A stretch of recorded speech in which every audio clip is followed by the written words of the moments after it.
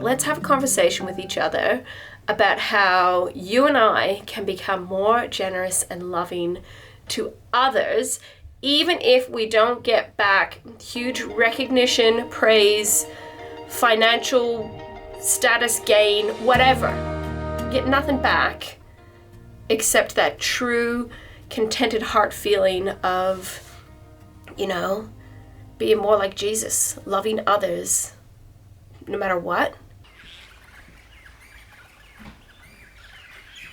I haven't really been out to my compost in a while, so thankfully one of my older children has been able to help me with emptying the compost bin when I haven't been able to do it. But have a look at this. It hasn't been stirred at all. So I'm gonna stir the compost, and then I'm gonna talk to you about another way that I think we can be, what was even my topic? Was it being more generous? So hang on a sec. So, if being generous doesn't really come naturally to you, you're not alone, because it didn't originally really come naturally to me either.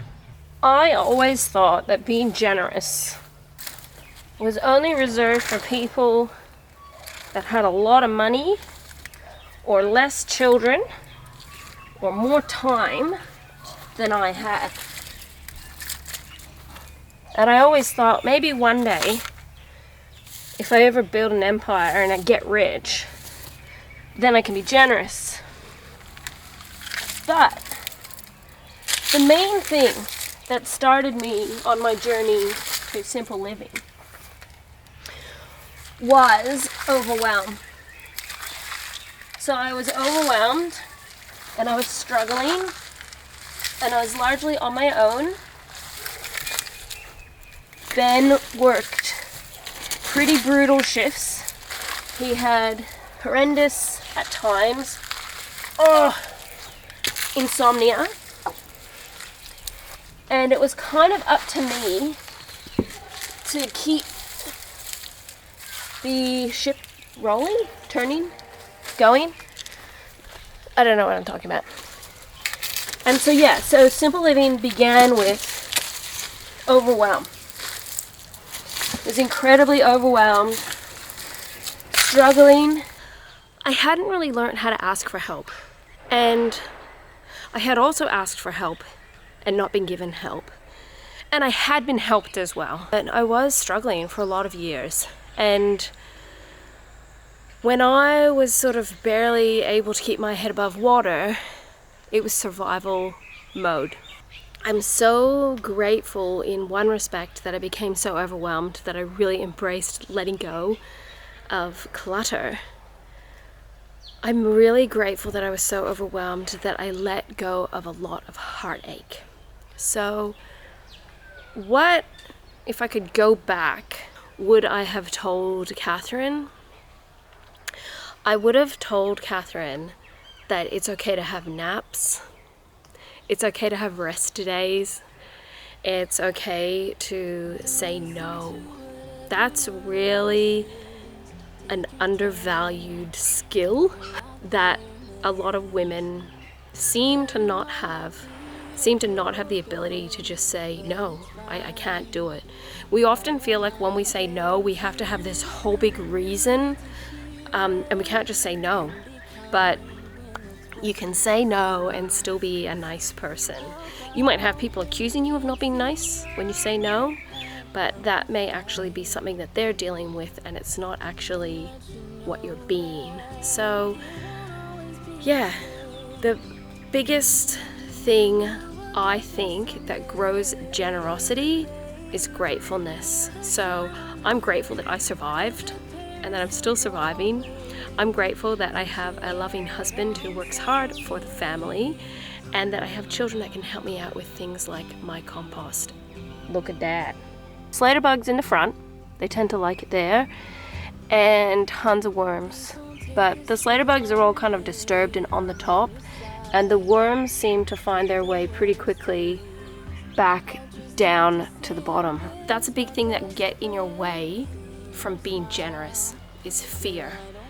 Fear that what you have to offer and that you want to give to another person won't be received well, or is lame, or is unimportant, or won't make a difference. That's a really big one. Because like I said, you can fall into the trap of thinking, I need lots of money to help people, or I need lots of popularity or influence or backing to help people.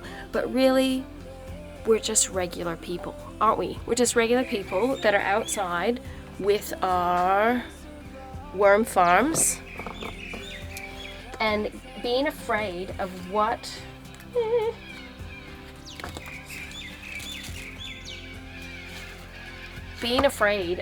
you feel like sharing with others just stops you from doing anything, doesn't it?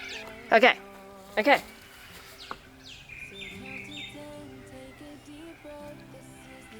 Is this how a worm farm needs to look? Is this good? I do not know. Obviously, worm farm maintenance is still in the I don't know category, so if you have advice on worm farms, feel free to comment below. Yeah, so fear's a really big one, isn't it? Where we just kind of go, maybe that's lame. Don't worry about it. Like, I know it's easier said than done, don't worry about it, but honestly, don't worry about it. Don't worry, be happy.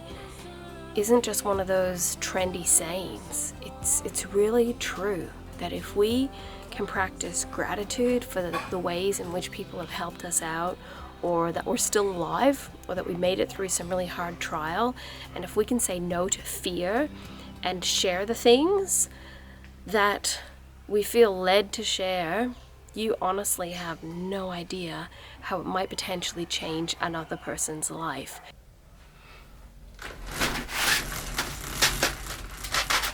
So this room that I'm in has 4 little kids in it. I have a bunk bed here, which 7-year-old on top, 5-year-old on the bottom, and then behind us, well, behind you. So 2-year-old and 4-year-old.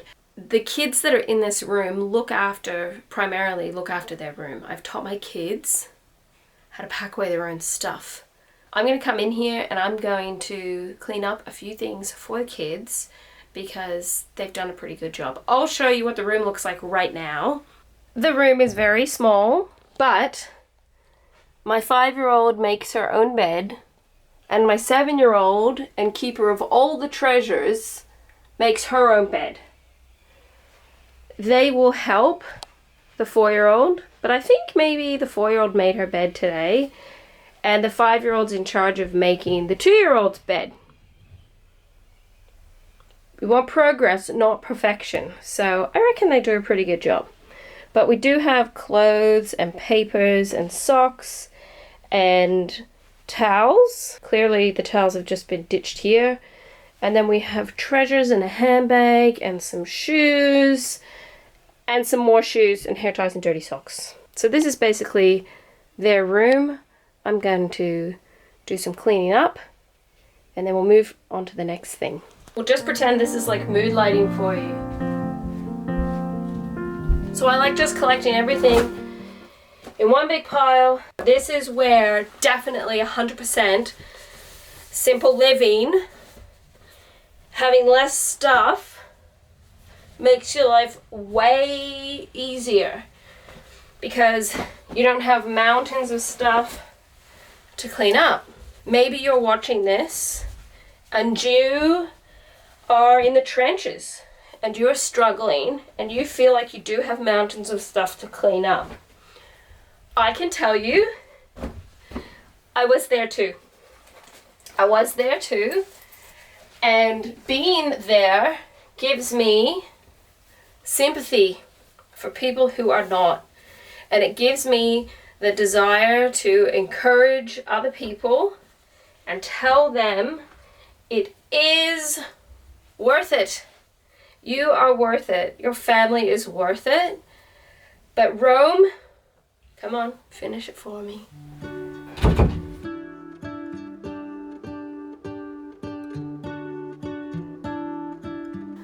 Some people say that generosity starts in the home. So One little gift that I like to give to myself is my bed made every day. So just a simple little thing that I can do to kind of, I don't know, thank myself later.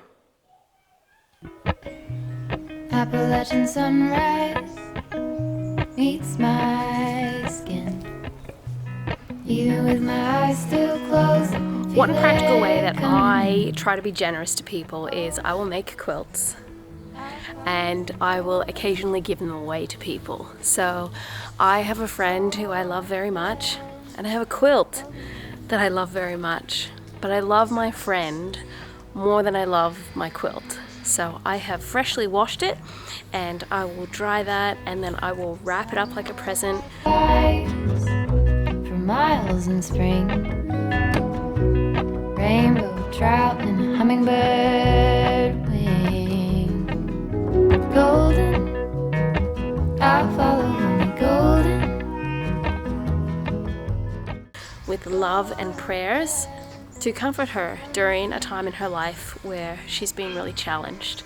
So that's just an example of how someone like me, just a person, tries to use their skills to be generous to another person, because I totally learned that with simple living. I totally learned that letting go of things and getting rid of things like fear and worry and stress,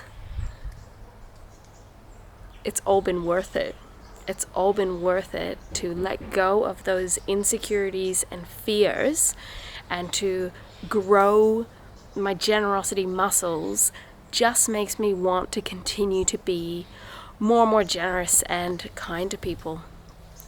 So I wonder what kind of skills and giftings and resources and things that you might have that you can give to people, or even help people, like, I don't know, loan something to them or share your knowledge or your skills. Be generous with your time or your emotions or whatever you have.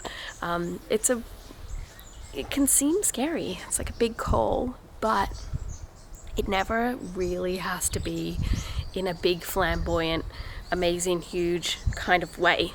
Sometimes it's really the small things that make a really big difference in people's lives.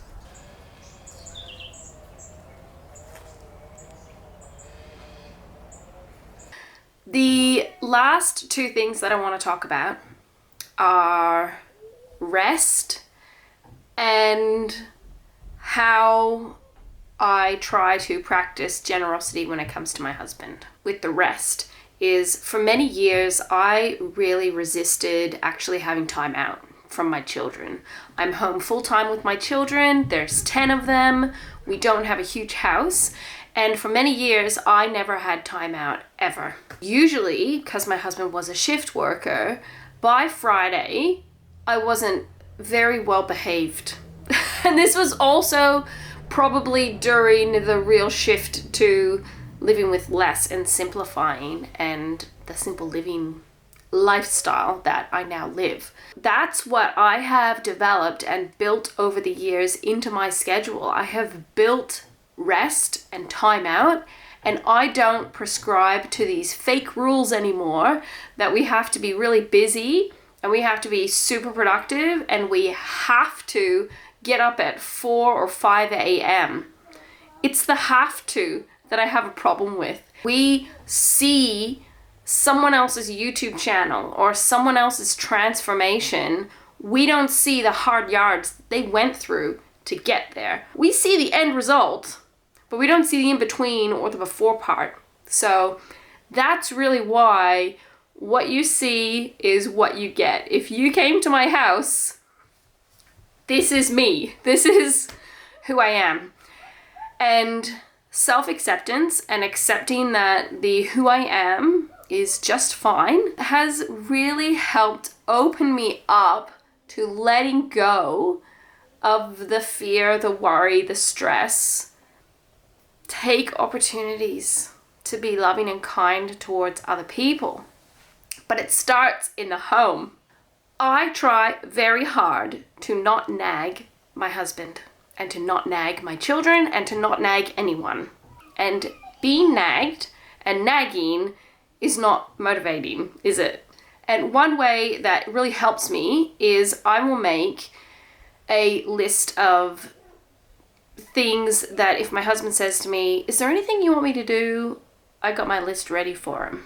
So to make it funny, it's called the Honeydew List. And on that, as things just come to my mind, I will add them to the list. Sometimes the things on the list, I actually get a chance to do and I get them done.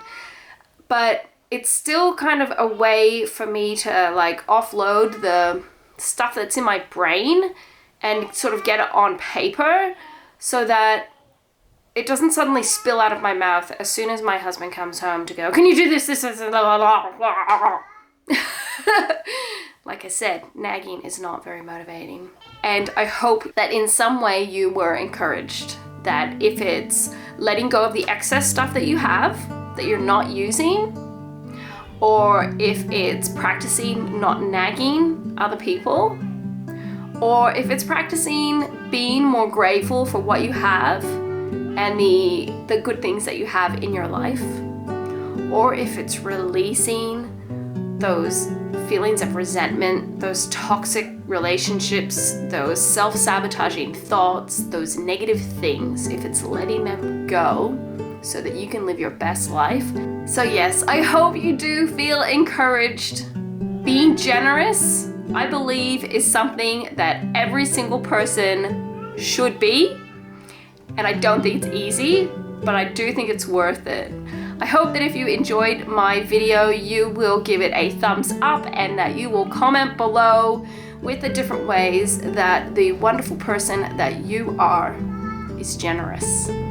And I will see you in my next video, which you know will be soon. Take care, guys. Bye.